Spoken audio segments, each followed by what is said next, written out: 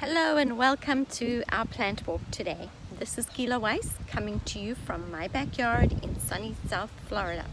Some of you may remember me from our recent Ancient Roots Israel conference, and many of you may know me from South Florida and around the world. And those of you who don't, welcome. So today we are going to be discussing Bidens, which is a prolific, beautiful plant that can be found throughout Florida, most of the US, Canada, Europe, and even in Israel.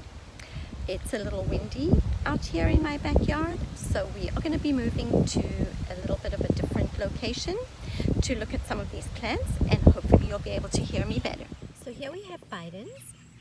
We have Bidens pilosa in Florida. We have Bidens Alba. A lot of what we have down here in South Florida is Bidens Alba, coined Big Al by Green Dean, because it's big. The flowers are big, the petals are big, as you can see right here. So let's get busy with learning how to identify Bidens. So the flowers look a little bit like daisies, that's what people say. And from afar maybe they do somewhat resemble, but there are differences. So interestingly, Bidens are from the same family as daisy, the Asteraceae family. So is chamomile, so is dandelion, and many, many more. So one of the defining characteristics of these pretty flowers are, as you can see, it looks like there's a petal missing, and that's not because something walked by someone, an animal, and chomped off a petal. That's how they pretty much all are. See? And even the smaller ones. And some of them would even look like this. So that is pretty much characteristic of Bidens. And then we have the actual flowers, the petals themselves. And if you can see here, it looks like there are two indents, two lines going down that divide each petal into three with two notches at the end. That is characteristic of Bidens. And here's a whole lot of them. And as you can see, you will find on a stalk a beautiful flower, a blooming flower, a bud not yet open, and very often you will find on the same plant, like this one, ones that are already going to seed. Let's look at the leaves. Okay, the leaves of Bidens are compound. So as I said, the leaves are compound and opposite, as you can see right there.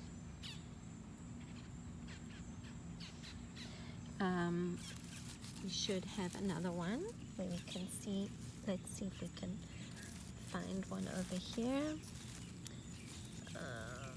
Here we go. Same thing. And these Bidens here, for the most part, are all relatively young plants, you can see. Once they start to flower, you can see the stalk shoots up with the flower and it's less leafy.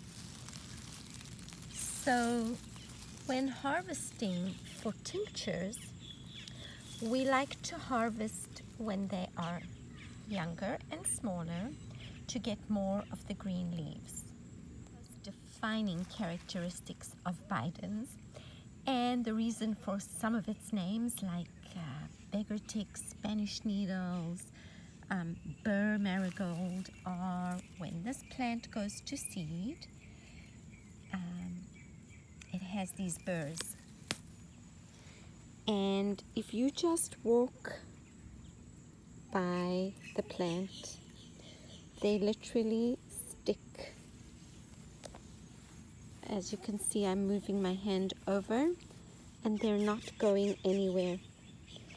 They are stuck to the fabric. They have at the end of their little thorns, of their little seed pods, they have burrs. It's a two-prong. Let's see if we can see this and focus this. You can see the two-prong over there. And that sticks to everything. See? Very sticky. Doesn't hurt. It will actually even stick to the skin a little. It doesn't hurt. It doesn't go in. It's just very sticky. So walking through a field of these, you're going to be covered in them. And interestingly, these plants, Biden, are found in Israel. They are not native. They're an invasive. And as anywhere that they are in the world, they are prolific wherever they grow. And the name in Hebrew is called Dushen Sa'ir, which pretty much explains this two-prong. It's Dushen Sa'ir, hairy two-prong. So there we have that. Bidens are edible. They are medicinal. Many people are more aware of Bidens since they have kind of shot to fame due to Stephen Booner, author, teacher, herbalist, poet Stephen Booner. They are edible, not found in any herbal books or foraging books, but they are found all over the North America, as well as in South America. Actually, Biden's pilosa is native to, I think it's Brazil, South America, and they grow in Asia, they grow in Europe, they grow everywhere, pretty much. They don't look the same everywhere. In fact, the flowers, our daisy-like flowers, are often green to yellow in some places and even brownish yellow or brownish green in some places. Like I said, they are edible, they are nutritious, as are all our wild greens. Bidens have high silica content, and we're going to see if we can see the little hairs somewhere. Well, I'll have to find another plant for that. They're high in silica, and some of the younger stalks have very fine hairs along the stalk, usually closer to the leaves, and eaten in large quantities can be irritating to the mucous membrane. So delicious in salad, a wonderful pot herb, just not in large quantities. And the flower is floral and a little bit tangy, really yummy, not bitter at all. I have another one that has gone to seed, and as you can see,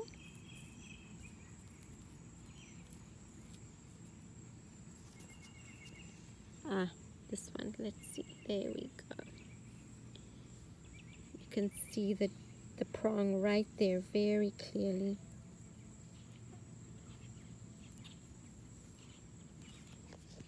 In my state of Florida, these really beautiful flowers, these wild growing plants, are one of the most common and most important resources for our pollinators, for butterflies and for bees. So I am sure that wherever you live, you will find butterflies and bees loving these plants as well. So as I said, some of the Bidens have these very fine hairs. So let's quickly, there we go. Hopefully you can see that. Just along there and there, you should be able to see it.